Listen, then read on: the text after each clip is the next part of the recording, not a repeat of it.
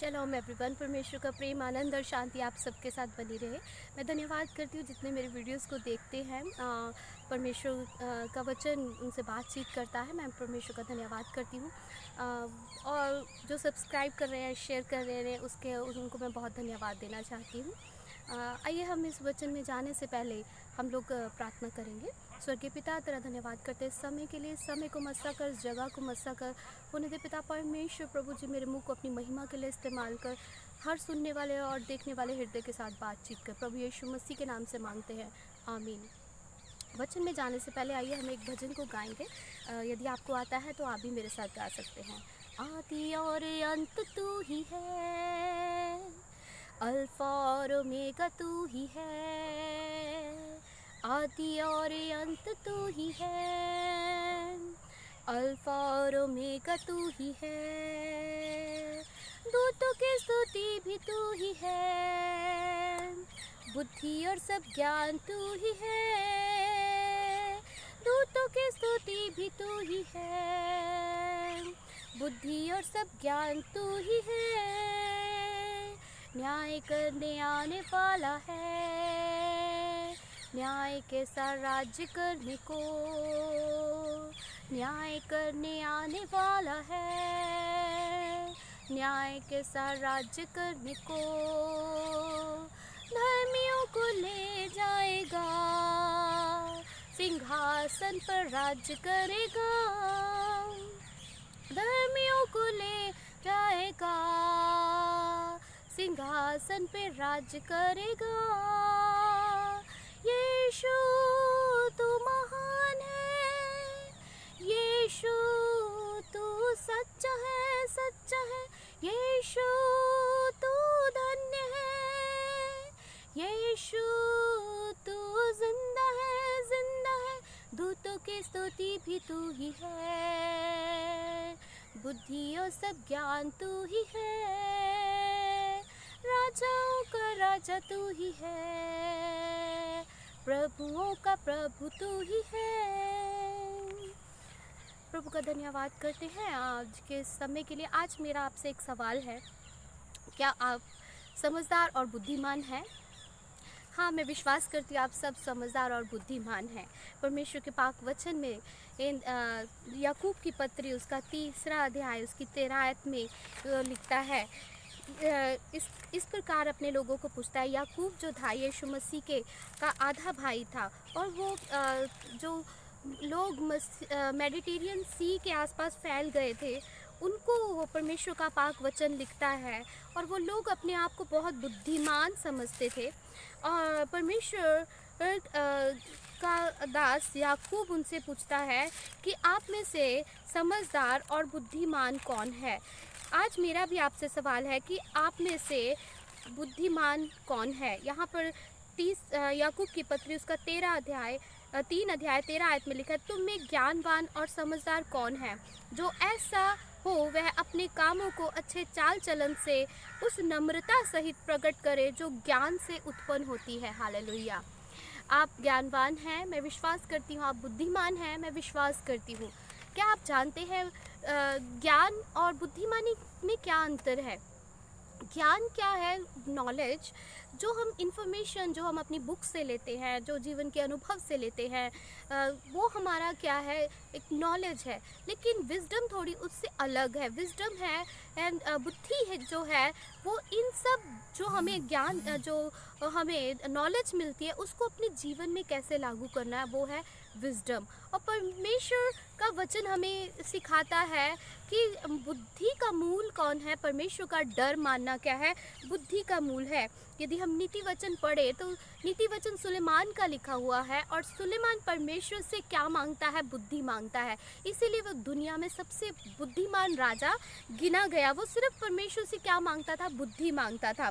और उसने जो नीति वचन लिखा, उसका 2 अध्याय 5 में लिखा है, बुद्धि यहोवा देता है, ज्ञान और समझ की बातें उसी के मुंह से मिलती है। परमेश्वर जो है वो हमें क्या देता है? बुद्धि देता है। और परमेश्वर हमारी बुद्धि का स्रोत है। हमें बुद्धि कहाँ से मिलती है? परमेश्वर से मिलती है, इन किताबों से नहीं। किताबें और अनुभव जो है हमें एक ज्ञान दे सकते हैं, नॉलेज दे सकते हैं, लेकिन बुद्धि नहीं दे सकते। बुद्धि क्या है, अपने जीवन में व्यवहार के ज़रिए हमें क्या कर रहे हैं, इस्तेमाल की जाती है। और वो बुद्धि जो परमेश्वर हमसे चाहता है, वो बुद्धि हमें परमेश्वर से मिलती है। और लिखा है कि उसके मुंह से ही समझ की बातें निकलती हैं। नीति वचन 1:7 में लिखा है, यहोवा का भय मानना बुद्धि का मूल है। यदि हम परमेश्वर की बुद्धि को पाना चाहते हैं तो यहोवा का भय मानना सबसे ज़्यादा ज़रूरी है। जब हम परमेश्वर का भय मानते हैं तो वो तब हम बुद्धि को पाते हैं। परमेश्वर का वचन हमें कहता है, यदि किसी को बुद्धि की कमी है तो मुझसे मांगे। परमेश्वर से बुद्धि मांगने की ज़रूरत है। क्या आपने कभी परमेश्वर से बुद्धि मांगी है? ये बहुत ज़रूरी है हमारे जीवन के लिए, क्योंकि बुद्धि परमेश्वर की ओर से मिलती है। बुद्धि परमेश्वर है।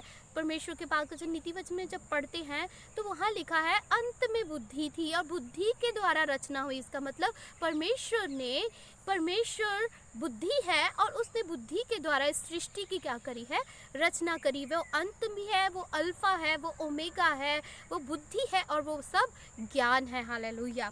नीति वचन 3 अध्याय उसकी 14-15 हमें बताती है, बुद्धि की प्राप्ति चांदी और सोने से भी उत्तम है। और परमेश्वर की बुद्धि को क्या करना है, हमें ढूंढना है। एक बार एक लकड़हारा था, वो किसी और लकड़हारे के साथ काम करता था, और जब वो देखता था कि एक दिन में वो 7 पेड़ काट पाता था और जो दूसरा लकड़हारा था वो एक दिन में 70 पेड़ काट देता था, तो उसने एक दिन उससे पूछा, ऐसा क्या करता है तू कि एक दिन में 70 पेड़ काट देता है और मैं एक दिन में 7 पेड़ काटता हूँ? तो उसने बोला कि मैं क्या करता हूँ, हर 10 पेड़ के बाद अपनी कुल्हाड़ी को क्या करता हूँ, तेज़ करता हूँ, अपनी कुल्हाड़ी को तेज़ करता हूँ। और इसी प्रकार जब मेरी कुल्हाड़ी तेज़ हो जाती है तब मैं क्या करता हूँ, उससे अधिक काम ले सकता हूँ। मेरे प्रिय भाइयों बहनों, आज के समय में स्मार्ट वर्क करने का ज़माना है, हार्ड वर्क का नहीं। हम परमेश्वर के ज्ञान से अपडेट हो सकते हैं। हो सकता है कि आपने परमेश्वर को ग्रहण किए हुए 10 साल हो गए, 20 साल हो गए, लेकिन वो ज्ञान अभी तक बढ़ना चाहिए। परमेश्वर के पाक वचन में लिखा है, यदि हम पढ़े नीति वचन 2 अध्याय उसकी 4 आयत में, और उसको चांदी के समान ढूंढे और गुप्त धन के समान खोज में लगे रहे। परमेश्वर का जो बुद्धि है वो क्या है, चांदी के समान है। उसको हमने ढूंढना है, उससे हमने दिन प्रतिदिन अपडेट होते रहना है। परमेश्वर की ये जो बुद्धि है परमेश्वर का प्रकाशमान देती है, और परमेश्वर का प्रकाशमान दिन प्रतिदिन परमेश्वर के प्रकाशमान में बढ़ते चले जाना है। नीति वचन 3 अध्याय उसकी 18 आयत में लिखा है, जो बुद्धि को ग्रहण कर लेता है उसके लिए वह जीवन का वृक्ष बनती है, और जो उसको पकड़े रहता है वह धन्य है। यदि प्रिय भाई और बहनों, आप धन्य बनना चाहते हैं और जीवन का वृक्ष पाना चाहते हैं, तो परमेश्वर की इस बुद्धि को पाने के लिए, ढूंढने के लिए क्या करना है, आपने कोशिश करनी है। जितना आपके पास है उतने से आप संतुष्ट मत होइए, परमेश्वर को और भी ढूंढिए, परमेश्वर के प्रकाशमान में और भी उतरने की कोशिश करिए। थोड़ा डूबना काफ़ी नहीं है, हमें पूरा परमेश्वर के ज्ञान में क्या है, डूबना है। नीति वचन 4, 10 और 13 हमें बताती है कि बुद्धि की प्राप्ति से हम बहुत वर्ष जीवित रह सकते हैं, क्योंकि वह तेरा जीवन है। हमारा जो जीवन है वो बुद्धि पर निर्भर है, और हम बुद्धि के द्वारा ही अपने जीवन के वर्षों को बढ़ा सकते हैं। मेरे प्रिय भाइयों बहनों, ये हमारे लिए बुद्धि क्यों ज़रूरी है? क्योंकि जब हम परमेश्वर के सिंहासन के सामने खड़े होंगे, जिस प्रकार प्रकाशित वाक्य है उसका 20 अध्याय 12 में लिखा है, फिर मैंने छोटे बड़े सब मरे हुओं को सिंहासन के सामने खड़े हुए देखा, और पुस्तक खोली गई, और फिर एक एक पुस्तक खोली गई, अर्थात जीवन की पुस्तक, और जैसा उन पुस्तकों में लिखा हुआ था वैसा ही उनके कामों का न्याय हुआ। मेरे प्रिय भाइयों बहनों, मैं आपको याद दिलाना चाहती हूँ कि हमारा आज सबका एक ना एक दिन न्याय होना है, और जीवन की पुस्तक में हमारे सारे कार्यों को लिखा जाना है। परमेश्वर बुद्धि है, और हमें परमेश्वर बुद्धि इसलिए देता है ताकि हम उस न्याय के सिंहासन के सामने खड़े होकर हयात से परमेश्वर से मुकुट पा सके, हम परमेश्वर के सिंहासन के साथ परमेश्वर के सिंहासन में बैठ सके। परमेश्वर इसी प्रकार चाहता है, इसलिए परमेश्वर ने अपनी बुद्धि दी है ताकि हम इस धरती पर रहते हुए अपने आप को परमेश्वर के कामों के लिए तैयार करें। मेरे प्रिय भाई और बहनों, एक रिपोर्ट कार्ड हमारी जो है स्वर्ग में बन रही है, एक रिपोर्ट कार्ड हमारी स्कूल में बनती है जब हम सीखते हैं। उस जो रिपोर्ट कार्ड हमारी स्कूल में बन रही है उससे पहले क्या हम अपने आप को एनालाइज नहीं कर सकते? परमेश्वर के वचन को आईने की तरह रखिए अपने सामने और अपने आप से परखिए, क्या परमेश्वर के न्याय के सामने खड़े होने, हयात के साथ खड़े होने के हम योग्य है कि नहीं है। मैं आज आपको कुछ पॉइंट्स देती हूँ। मैं कौन होती हूँ आपको जज करने वाली? आप अपने आप को परखिए, अपना अवलोकन करिए कि हमारे पास क्या बुद्धि है और हम किस बुद्धि से आज अपने जीवन का निर्वाह कर रहे हैं। क्या ये बुद्धि हमें स्वर्ग तक लेके जा सकती है? यदि हम पहुँच भी गए, क्या जब न्याय के सामने जब हम खड़े होंगे तो क्या हम परमेश्वर को मुकुट पाने के योग्य होंगे? कुछ पॉइंट्स हैं, आप कमेंट बॉक्स में ज़रूर लिखिए कि आपने अपना स्तर कहाँ पाया है। यहाँ पर लिखा है आप कितने बुद्धिमान हैं? आप अपने आप से पूछिए और अपने आप को पॉइंट दीजिए। आप कितने बुद्धिमान हैं? आपकी बुद्धि का स्रोत क्या है? क्या आपके अंदर कोई कड़वाहट है? क्या आप खुश हैं? क्या आपके अंदर किसी के प्रति विरोध है? क्या आप सोचते हैं कि मुझे किसी की ज़रूरत नहीं? क्या आप यह सोचते हैं कि सब अपने आप मैं कर सकता हूँ? क्या आप ये सोचते हैं कि सब कुछ मैं जानता हूँ, मुझे सीखने की ज़रूरत नहीं है? क्या आप दूसरों से बहुत ज़्यादा उम्मीद करते हैं? क्या आप अपने फ़ायदे के लिए झूठ बोलते हैं? क्या आप दूसरों की फेवर पाने के लिए झूठ बोलते हैं? क्या आप दूसरों की प्रशंसा पाने के लिए झूठ बोलते हैं? क्या आप किसी की लड़ाई झगड़े का कारण हैं? क्या आप सबसे मिलकर रहते हैं? क्या आप सबकी सुनते हैं? क्या आप दूसरों को उत्तम समझते हैं? क्या आप दूसरों की भावनाओं का आदर करते हैं? क्या आप सब पर दया करते हैं? क्या आप सबके साथ एक समान प्रेम करते हैं? क्या आप सिर्फ अपना भला सोचते हैं? क्या आप दूसरों को जोड़ते या तोड़ते हैं? क्या आप दूसरों पर दोष लगाते हैं? क्या आप क्रूस की कथा पर विश्वास करते हैं? क्या आप परमेश्वर के दोबारा आने पर विश्वास करते हैं? क्या आप अंतिम न्याय पर विश्वास करते हैं? क्या आप धार्मिकता का फल मेल मिलाप से बोते हैं? मेरे प्रिय भाइयों बहनों, ये कुछ पॉइंट्स हैं लेकिन बाइबल में बहुत सारे ऐसे आपको पॉइंट्स मिल जाएंगे जिससे आप अपना अवलोकन कर सकते हैं। आप कमेंट बॉक्स में ज़रूर लिखिए कि आपने अपना स्तर कहाँ पाया है, क्योंकि जब हम प्रेरितों के याकूब की पत्री और 3 अध्याय उसमें पढ़ते हैं, 3 अध्याय से पढ़ते हैं, कहता कि आप में बुद्धिमान और समझदार कौन है? अपने चाल चलन से क्या करें और अपनी नम्रता सहित अपने चाल चलन से, अपने अच्छे कामों से उसे प्रकट करें। आप अपने आप को परखिए, क्या आप परमेश्वर के सिंहासन के सामने खड़ने के योग्य है कि नहीं है। मैं आपको जज करने वाली नहीं हो सकती। हम इससे पहले कि हम परमेश्वर के सामने परखे जाएं, हम अपने आप को खुद परखें, क्या हम परमेश्वर के सामने खड़े होने के योग्य हैं कि नहीं हैं। 14 आयत में लिखा है, पर यदि तुम अपने आप में मन में कड़वी ढा और विरोध रखते हो तो सत्य के विरोध में घमंड ना करना और ना झूठ बोलना। वह ज्ञान वह नहीं जो ऊपर से उतरता है, वह वरन संसारिक और शारीरिक और शैतानी है। यदि आप अपने आप को इस अवलोकन में पाएंगे कि आप कहाँ हैं, तो आप अपने आप को परखिए, क्या वो ज्ञान जो आपके अंदर है वो कैसा ज्ञान है? क्या वो ये ज्ञान है जो ऊपर से उतरता है, या वो ज्ञान है जो इस संसारिक है, शारीरिक है और शैतानी है? जो ये ऐसा ज्ञान हमें इस धरती पर तो सफलता दे सकता है।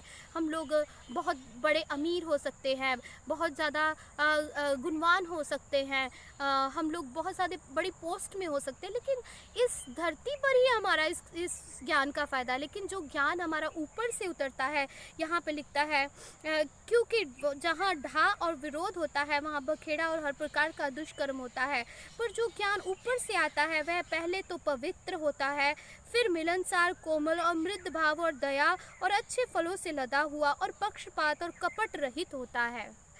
कहते हैं कि जो ज्ञान ऊपर से उतरता है वो पवित्र होता है, मिलनसार होता है, कोमल होता है, मृद भाव और दया और अच्छे फलों से लदा होता है। इस वचन के अनुसार अपने ज्ञान को परखें कि आपके अंदर कौन सा ज्ञान है। आपके अंदर क्या संसारिक ज्ञान है कि स्वर्गीय ज्ञान है। संसारिक ज्ञान है तो वो केवल आपको इस संसार में ये सहायता दे सकता है, मदद कर सकता है, लेकिन यदि आपके अंदर स्वर्गीय ज्ञान है तो परमेश्वर आपको, परमेश्वर के सिंहासन के सामने जब आप खड़े होंगे तो आप मुकुट के योग्य होंगे। हालेलुया। तो कितना महान समय होगा। हम लोग इस धरती पर कितने साल हैं, हमने एक ना एक दिन परमेश्वर के सिंहासन के सामने, हम सब ने, छोटे बड़े सब ने परमेश्वर के सिंहासन के सामने खड़े होना है। और मेरी प्रार्थना है कि आप परमेश्वर के जब सामने खड़े हो तो परमेश्वर आपके अंदर, आपके कामों में उस स्वर्गीय ज्ञान को पाए। हालेलुया। और यदि आपके अंदर किसी भी ज्ञान की कमी है तो परमेश्वर से मांगे, परमेश्वर अपने ज्ञान से आपको भरेगा। और जिस प्रकार पौलुस जो है लिखता है, जिस प्रकार पौलुस जो है अपनी इफिसियों की कलीसिया के लिए प्रार्थना करता है, उसी प्रकार मेरी भी आपके लिए प्रार्थना है।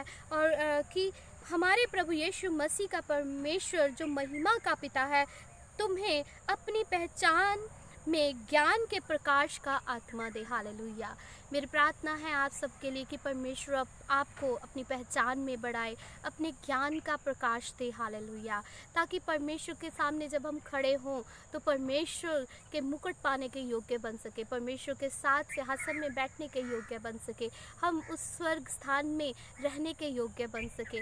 परमेश्वर इस वचन के पढ़े और सुने जाने पर आप सबको आशीष और बरकत दे, और परमेश्वर आपको अपने स्वर्गीय ज्ञान से भरे, ताकि परमेश्वर आपको हमेशा अपने स्वर्गीय सिंहासन में कबूल करे। परमेश्वर का प्रेम, आनंद और शांति आप सबके साथ बनी रहे। धन्यवाद।